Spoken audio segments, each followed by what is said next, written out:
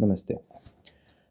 When a pregnant lady is detected with a baby with clubfoot on an ultrasound, it is usually a devastating news for the family, and it gives a lot of anxiety to the parents and the family.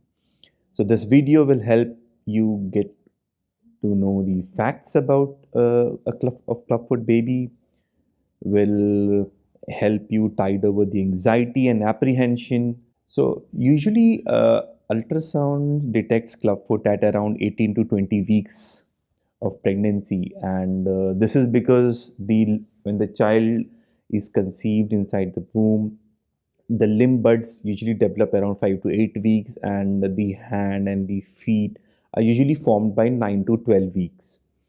So on an ultrasound, it usually picked up around and the in the level 2 ultrasound around 20 weeks.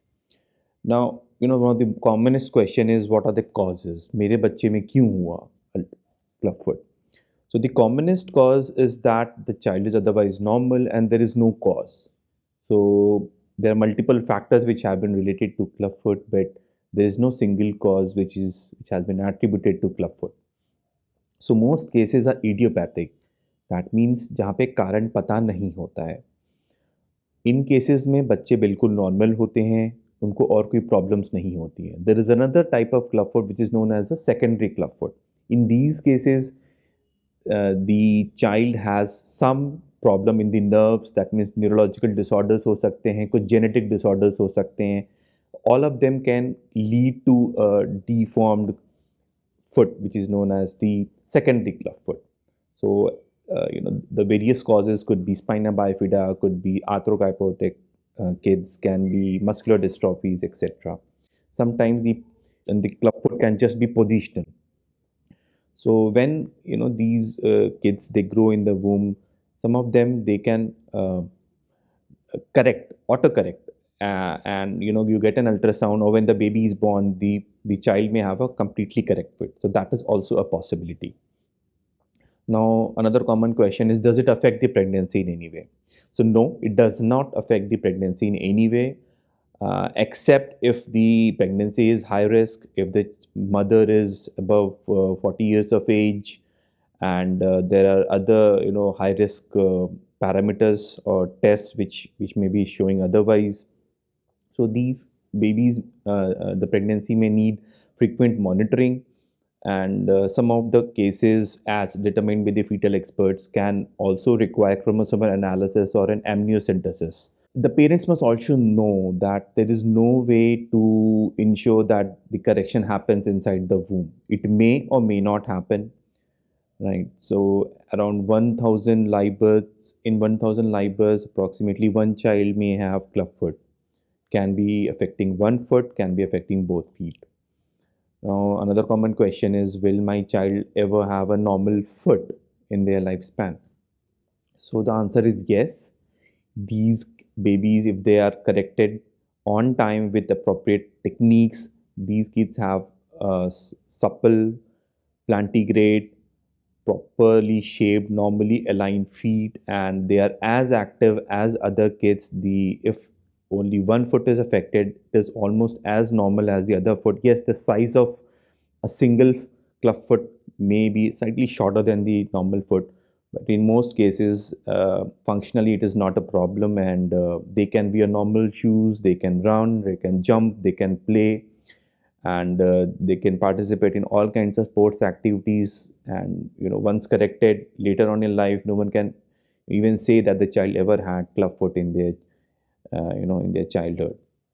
So there is absolutely nothing to worry about. With proper techniques, more than 98% babies can have normal feet, and just about getting the right information, starting the treatment properly, and following up with the the follow-up protocol and the exercises.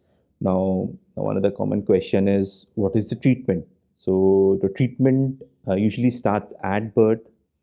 So that really depends if the child is born term or is born preterm. For preterm babies who are sick, we'll wait for them to come out of the NICU, be healthy, be feeding well, and only then we start the the treatment protocol. Till then, the parents are taught to do some exercises, some stretching of the foot, So that video is also there on my YouTube channel. So once the child is healthy, is around more than 2.8 to 3 kgs of body weight, and the skin is otherwise healthy, the first line of treatment is to start plasters. The plasters are started, at around 5 to 7 days of birth. It is given every week. It is given till the thigh. So there should be no doubt about it. This is standard worldwide, and this is how it is done everywhere in the world. The plasters have to go above the knee. The knee is bent. The exact technique is called as the 𝗪𝗂𝘃 technique. There is a dedicated video on this on my YouTube channel. You can go through them. The link is there in my description. So there should be no doubt that plaster should be delayed by any time. 5 to 7 days after birth is a good time to start plasters if the child is otherwise healthy and the skin is good enough to tolerate the plasters. The compliance to the plaster usually is not a problem. The technique of plastering is very important. The feet are extremely soft. They have to be handled with care. Specialized way of manipulation with pressure techniques are used to avoid the plaster sores and to avoid recurrence. So with proper casting, 1 week at a time, usually 3 to 4 plasters are required, and thereafter the foot usually comes out, but you will find that the foot still is downwards. It's tilted downwards. So for that we need to make a small cut in the tendon on the back of the ankle. So that is called as a tenotomy procedure. So that is the last step, and after that the plaster is given for around 3 weeks. So total 3 to 4 plasters at 1 week at birth, starting at 5 to 7 days of birth, and then 3 weeks of plaster. After that tendon is cut. So thereafter the foot is completely turned outwards, can go up, and that is the time when the next phase of the treatment starts. The next phase of the treatment usually means a special kind of shoe known as the foot abduction orthosis or a brace, which is usually worn 23 hours a day, and they have to be strictly adhered to. In between, the child is taken off, is clean for the is given massages, and special exercises and stretching techniques are also taught to the parents. All the videos, dedicated videos, are there on my YouTube channel.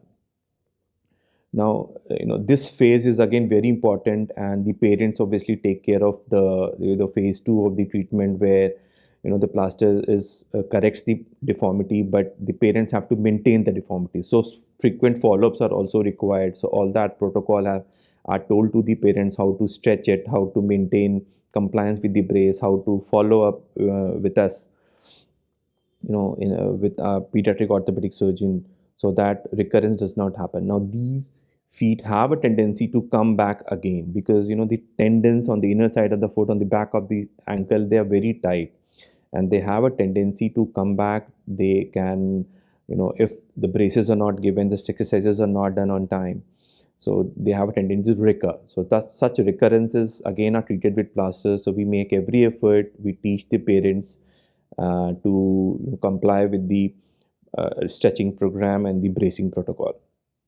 So to summarize, all expecting parents need not worry about their child having clubfoot. It is completely curable. It gives a completely functional foot to their kids. There's absolutely nothing to worry about. There have been many studies over past 50-60 years which has shown that 𝗪𝗪𝗃 techniques works is almost all kids. They have a completely functional foot, and they are no less than any other kid with a normal foot. So do away with all the anxiety, get more information, connect with us in case you are still worried about your child, and we'll help you out. Thank you.